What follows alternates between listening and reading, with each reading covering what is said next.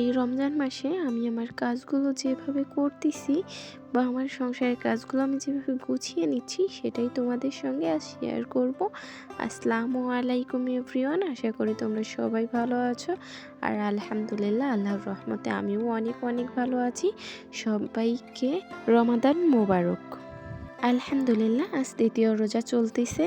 আল্লাহ সবাইকে 30টা রোজা রাখার তৌফিক দান করুন, আমিন। আর আমি সকাল থেকে ভিডিওটা স্টার্ট করছি।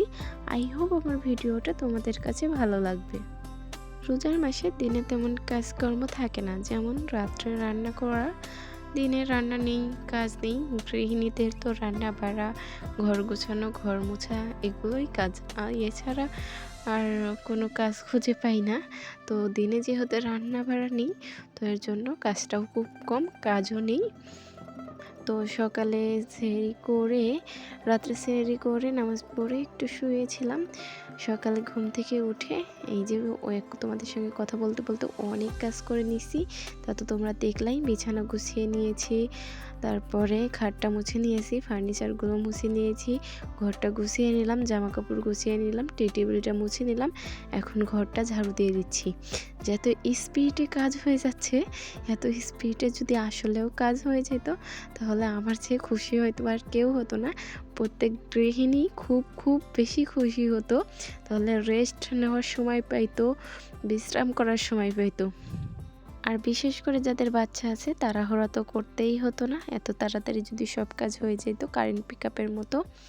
যাই হোক, আমি ঘরের কাজ শেষ করছি সম্পূর্ণ। আর আমি রাত্রেই থালাবাটি মেজে থুই, তো সকালে তেমন কোনো কাজ থাকে না। আর এই যে আমি জাল বোনাচ্ছি, একটা বুনাইছি 3 হাতের মতো। তবে ওটা চিকন সুতা দেখে ওই জালে মাছ বাজলে জাল ছিঁড়ে যাবে। তো আমি তো প্রথম বুঝি না, আর হাজব্যান্ডকে সুতা আনতে বলছি। হাজব্যান্ড ওই চিকন সুতা এনে দিছে, চিকন সুতা দিয়েই বোনাইছি। তো সবাই বললো যে ছিঁড়ে যাবে, আমিও দেখি যে টান দিলে ছিঁড়ে যায়। এর জন্য আবার ওই সুতা পাল্টিয়ে নতুন করে সুতা আনতে দিছি। যে রমজান মাসে তেমন কোনো কাজ নেই, হাত দিয়ে কাজ করব, জাল বোনাবো আর মুখ দিয়ে আল্লাহর ইবাদত করব, এটা ভেবে বসেই থাকবো।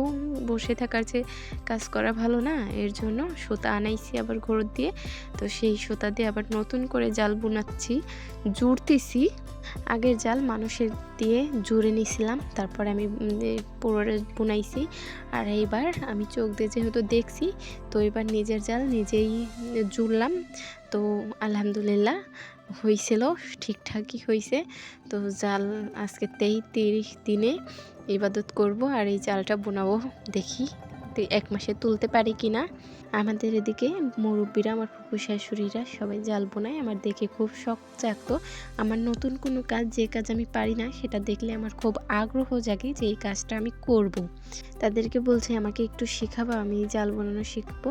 আর সবাই হেসে উড়াই দিছে, বলছে যে তুমি তো শুয়ে বসে থাকতেই হয়ে যায়, তুমি বোনাবা জাল, এটা জীবনেও পারবা না, এই শিখাইনি, সবসময় অবহেলা করছে। লাস্টে আমি চোখ দিয়ে দেখে নিজে একলাই জাল জুড়ে জাল বোনা শুরু করছি।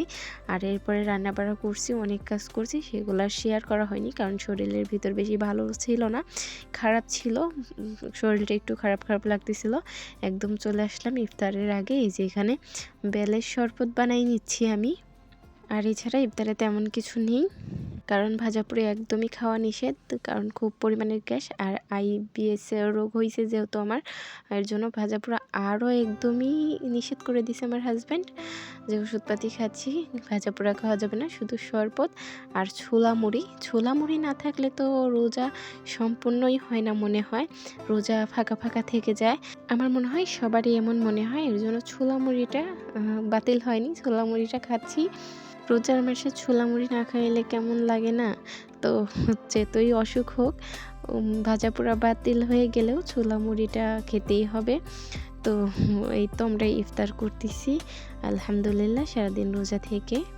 ভিডিওটা আর বেশি বড় করব না, তোমরা সবাই ভালো থাকবে, সুস্থ থাকবে, আমাদের জন্য দোয়া করবো, আমরা যেন ভালো থাকি, সুস্থ থাকি। আজকের ভিডিও এই পর্যন্তই। আল্লাহ হাফেজ, দেখা হবে নেক্সট কোনো ভিডিওতে।